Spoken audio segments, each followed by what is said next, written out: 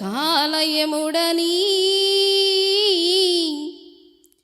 కన్న బిడ్డలను నేను పోషించలేనని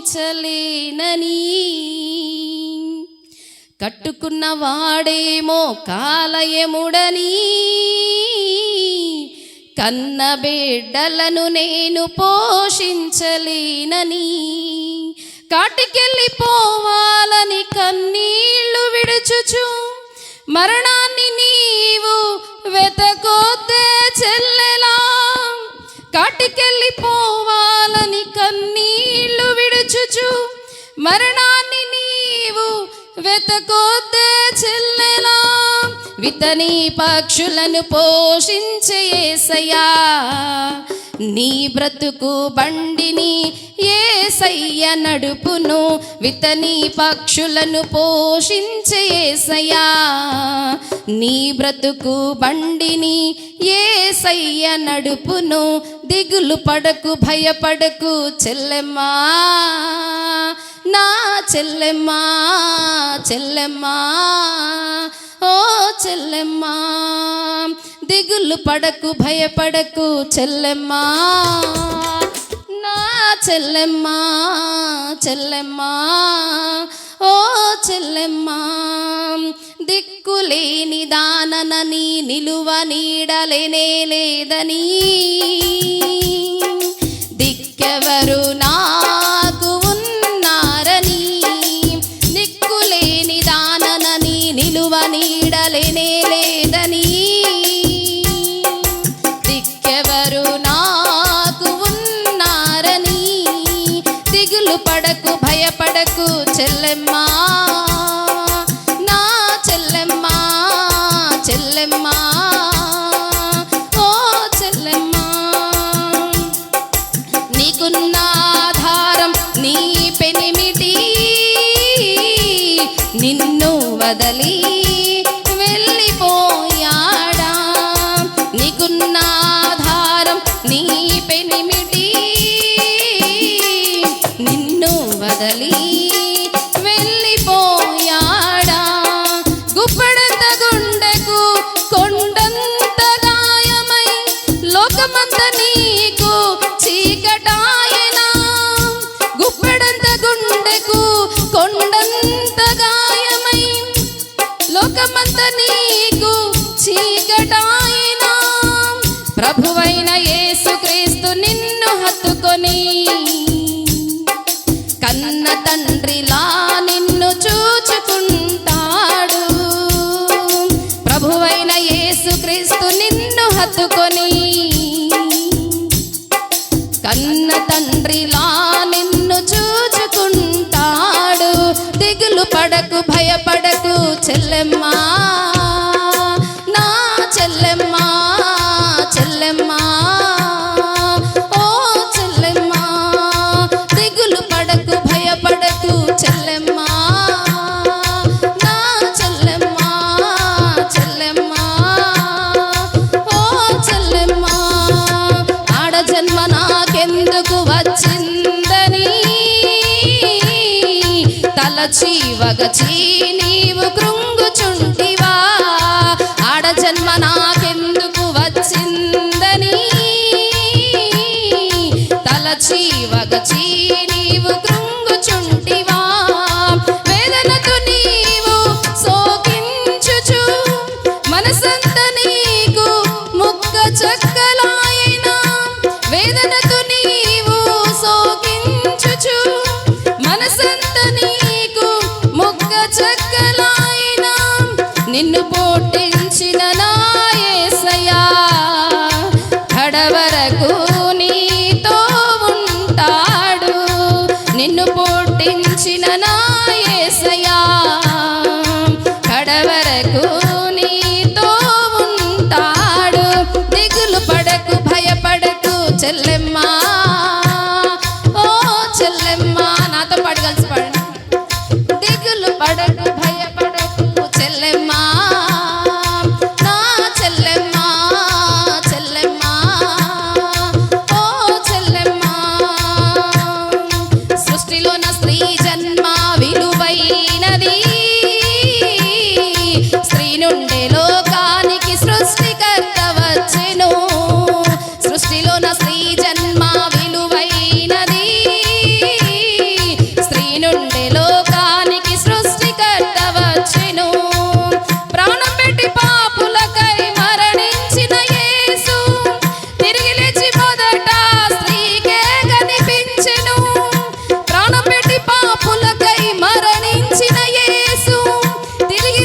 మొదట స్త్రీకే కనిపించెను.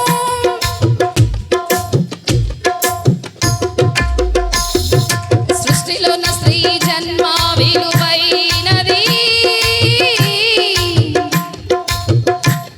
స్త్రీ నుండి లోకానికి సృష్టికర్త వచ్చెను. సృష్టిలోన స్త్రీ జన్మ విలువైనది. స్త్రీ నుండి లోకానికి సృష్టికర్త వచ్చెను. ప్రాణం పెట్టి పాపులకై మరణించిన యేసు మొదట ప్రాణం పెట్టి పాపులకై మరణించిన యేసు తిరిగి లేచి మొదట స్త్రీకే కనిపించెను. రక్తమిచ్చి కొన తన సంఘానికి వధువు సంఘం అని పిలిచాడమ్మా. రక్తమిచ్చి కొన తన సంఘానికి వధువు సంఘం అని పిలిచాడమ్మా. తెగులు పడకు భయపడకు చెల్లెమ్మా, నా చెల్లెమ్మా, చెల్లెమ్మా, ఓ చెల్లెమ్మా. దిక్కులేని దాననని నిలువ నీడలేనే లేదని, దిక్కెవరు నాకు ఉన్నారని. దిక్కులేని దాననని నిలువ నీడలేనే లేదని, దిక్కెవరు నాకు ఉన్నారని.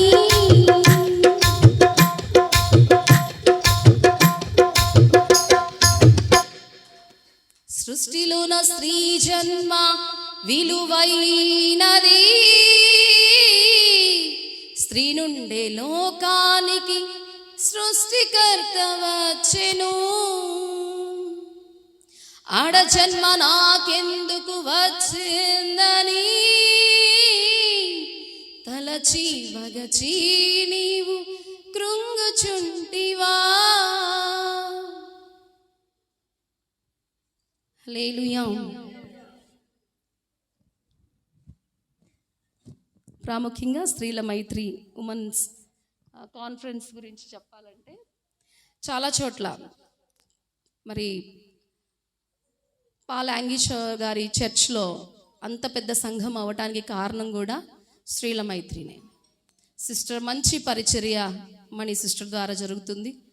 ఎందుకంటే స్త్రీలందరూ ఒక చోట ఉండాలంటే చాలా కష్టం. ఎందుకంటే వాళ్ళ మైండ్ సెట్స్ ఒకసారి లాగా ఉండవు. ఏందంట ఆమె పెడితే నేనే లేదేందంట, అసలు వాళ్ళతో నేనే లేదేదంట అని ఇలా ఉంటాయి. స్త్రీలను సమకూర్చడం చాలా కష్టం. కానీ ఎక్కడైతే ఏ సంఘంలో అయితే స్త్రీల మైత్రి ఉంటుందో, ఏ మినిస్ట్రీలో అయితే స్త్రీల మైత్రి జరుపుతారో వారి సంఘం చాలా ఆశీర్వాదకరంగా ఉంటుంది. వారి సంఘాలు బాగుంటాయి. ఎందుకంటే స్త్రీల మైత్రి కాలగజ్జలు లాంటివట. ఎందుకంటే ఒక పసిపిల్లకు మనం ఎప్పుడన్నా వాళ్ళ గిఫ్ట్ ఇచ్చినప్పుడు కాళ్ళకు గజ్జలు పెడతారు. పెట్టినప్పుడు అవి ఎలా ఉంటాయి, చంచన అంటే పెద్దవాళ్ళు అంటారు భలే మురిసిపోతూ ఉంటారు. చాలా భలే శబ్దం బాగుంది, చాలా బాగుంది అన్నట్టుగా. స్త్రీల మైత్రి కూడా సంఘానికి కాలగజ్జలు లాంటివట.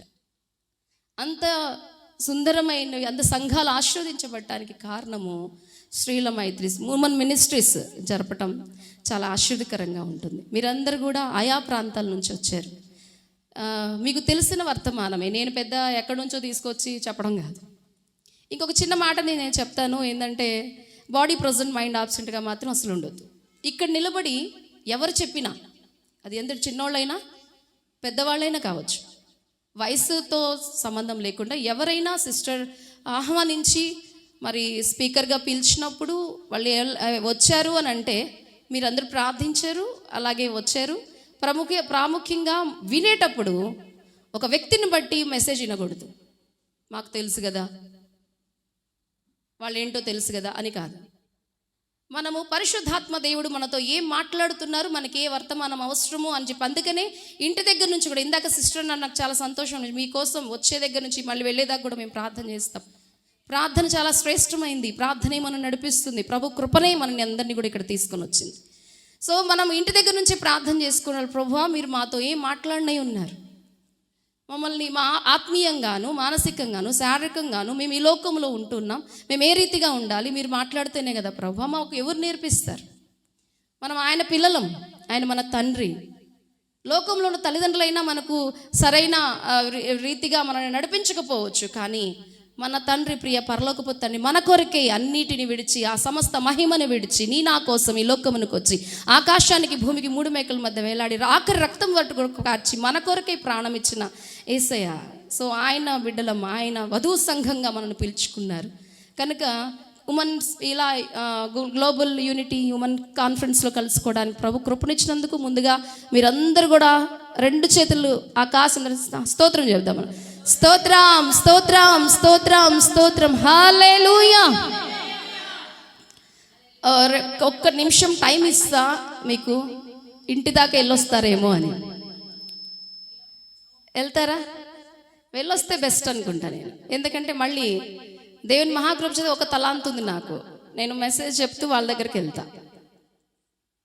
ఎక్కడికి వెళ్తా చెప్పండి? ఎక్కడికి వెళ్తాను? ఎందుకు వెళ్తాను? స్టాండ్ వేస్తారు. ఎలా? స్టాండ్ వేసేసి పడుకుంటూ పోతారు. పక్కన వాళ్ళకి పాపం వాళ్ళు వాక్యం వినాలనుకుంటారు. లేపితే నేను ప్రార్థనలో ఉన్నాను, ఏంటి డిస్టర్బ్ చేస్తారంటారు. అందుకని చిన్నపిల్లలను పంపిస్తాం మేము, ఎందుకంటే పెద్దోళ్ళకి గొడవలు అవుతాయి కదా, మీరు వెళ్ళి చెప్పండి అని. చిన్నపిల్లలు అయితే ఆడుకుంటారు వాళ్ళు, కానీ చేప నిద్రపోయినట్టు పోతారు కొంతమంది. మేమేమనుకుంటాం ఇక్కడ నుంచి, మణి సిస్టర్ అయినా ఏమనుకుంటారు, మీరు ఎంత బాగా వింటున్నారు అనుకుంటాం. తెలియదు కదా మాకు, తర్వాత కదా తెలిసేది. కానీ సరదాగా చెప్పటం కాదు.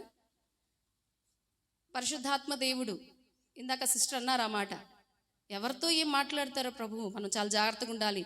ఇంకో విషయం కూడా నచ్చింది, ఫోన్స్ తీసుకొని బయటికి వెళ్ళొద్దు మీరు అని.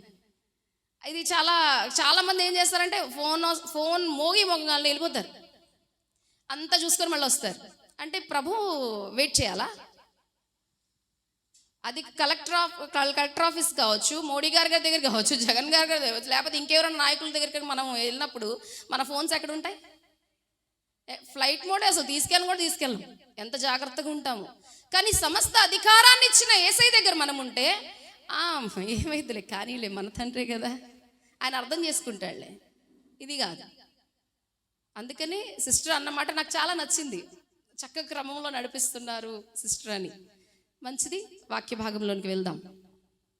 మీకు అందరికీ తెలిసిన విషయమే, నేను కొత్తగా ఎందుకంటే ఇక్కడంతా కూడా సేవకురాలు ఉన్నారు, మీకన్నా నేను అనుభవం కలిగిన దాన్ని అయితే కాదు. కానీ దేవుడు ఎవరికి ఇచ్చే తలాంతులను బట్టి వాళ్ళు ముందుకు వెళ్తారు, ప్రభు కృపను బట్టి.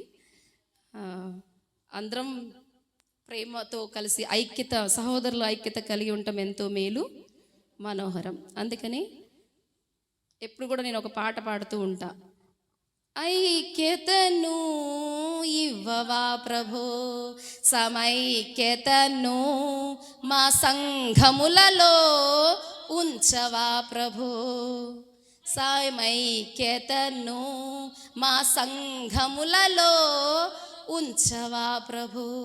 పెట్టినాడయా సాతాను కలహంబులనే, చెదరగొట్టినాడయా విశ్వాసులను. పెట్టినాడయా సాతాను కలహంబులనే, చెదరగొట్టినాడయా విశ్వాసులను. గద్దించవా తండ్రి అపవాదిని, ఆత్మఫలములు మాకివ్వవా ప్రభో. గద్దించవా తండ్రి అపవాదిని, ఆత్మఫలములు మాకివ్వవా ప్రభో. ఐక్యతను ఇవ్వవా ప్రభో, సమైక్యతను మా సంఘములలో ఉంచవా ప్రభో. ఇది మనందరి సంఘాలు, మనం అంతా కూడా ఒకటే కాబట్టి, మనకి ఒక సంబంధించింది కాదు కాబట్టి, అంతా కూడా ఒక యూనిటీలుగా ఉన్నాం కాబట్టి మీ సంఘాల్లో కూడా ఈ పాట చాలా శ్రేష్టంగా. నేను ఎక్కడైనా సంఘంలోకి వెళ్ళినప్పుడు తప్పకుండా చెప్తా. ఏం చెప్తాను? ఐక్యతను ఇవ్వవా ప్రభు అని ప్రభుని మనము సడలిన మా చేతులను బలపరచయ్యా, కృంగిన మా కాళ్ళను దృఢపరచయ్యా. సడలిన మా చేతులను బలపరచయ్యా, కృంగిన మా కాళ్ళను దృఢపరచయ్యా. తత్తరిల్లు హృదయాలను ధైర్యపరచయ్యా, విశ్వాసంలో మమ్ము స్థిరపరచయ్యా. తత్తరిల్లు హృదయాలను ధైర్యపరచయ్యా, విశ్వాసంలో స్థిరపరచయ్యా. ఐక్యతను ఇవ్వవా ప్రభు, సమైక్యతను మా సంఘములలో ఉంచవా ప్రభు. దేవుని స్తోత్రం, హల్లెలూయా. మంచిది. రాజుల 2వ గ్రంథం 22వ అధ్యాయం 14వ వచనం. రాజుల 2వ గ్రంథం. కాబట్టి యాజకుడైన హిల్కీయాయును, అహికామును, అక్బోరును, షాఫానును, ఆషాయును, ప్రవక్తియగు హుల్దా యొద్దకు వచ్చిరి. చాలు. దేవునికి స్తోత్రం, హల్లెలూయా. మనం ఇప్పుడు చదువుకున్న వాక్య భాగంలో ప్రాముఖ్యంగా ఇక్కడ మనం చూసుకుంటే 2వ రాజుల గ్రంథంలో యోషియా అనే రాజు మనకు కనబడతాడు. ఆయన తన చిన్ననాటి 8వ సంవత్సరంలోనే తను యెరూషలేమును పరిపాలించటం, అలాగే 31 సంవత్సరములు పరిపాలన జరిగించటం. తన 18వ ఏట తను, ఎందుకంటే తనకన్నా ముందు తన పితరులు ఏం చేశారంటే మీకు తెలిసిన విషయమే, తన మందిరాన్ని ఏం చేశారట. మనుష్య కాలంలో ఏం జరిగిపోయింది? భయంకరమైన విగ్రహారాధన, బలులు అర్పించటం. అసలు దేవుని మందిరాలు మూయబడ్డాయి. యెహోవా మందిరం మూయబడటం జరిగింది. కానీ యోషియా రాజు తన పితరులు నడిచిన బాటలో కాకుండా దావీదు గారు నడిచిన బాటలో నడుస్తూ దేవుని యందు భయభక్తులు కలిగి యథార్థంగా నడుచుకుంటూ ప్రభుకి ఇష్టడుగా బ్రతికారు. ఆయన ఎప్పుడైతే పట్టాభిషేకం తీసుకున్న తర్వాత తను మొట్టమొదటిగా చేసిన పని ఏంటంటే మూయబడిన మందిర ద్వారాలు తెరిచారు. అక్కడున్న లేవీలను, యాజకులను మిమ్మల్ని మీరు శుద్ధిపరచుకోండి అని చెప్పడం జరిగింది. అంత మాత్రమే కాదు, అక్కడున్న యాజకులకు, లేవీలకు మందిరం యొక్క శిథిలమైపోయిన వాటిని కట్టడానికి, పడిపోయిన బలిపీఠాలు బాగు చేయడానికి, మందిరాన్ని పరిశుద్ధపరచడానికి మిమ్మల్ని మీరు శుద్ధిపరచుకొని మందిరానికి వెళ్ళమని ఆజ్ఞాపించటం వల్ల వాళ్ళు వెళ్ళి దేవుని మందిరం, మూయబడిన మందిరం తెరిచిన తర్వాత అవన్నీ శుభ్రపరుస్తూ ఉంటే అక్కడ యాజకుడైన హిల్కీయా గారికి ఒక గ్రంథపు చుట్ట దొరుకుతుంది.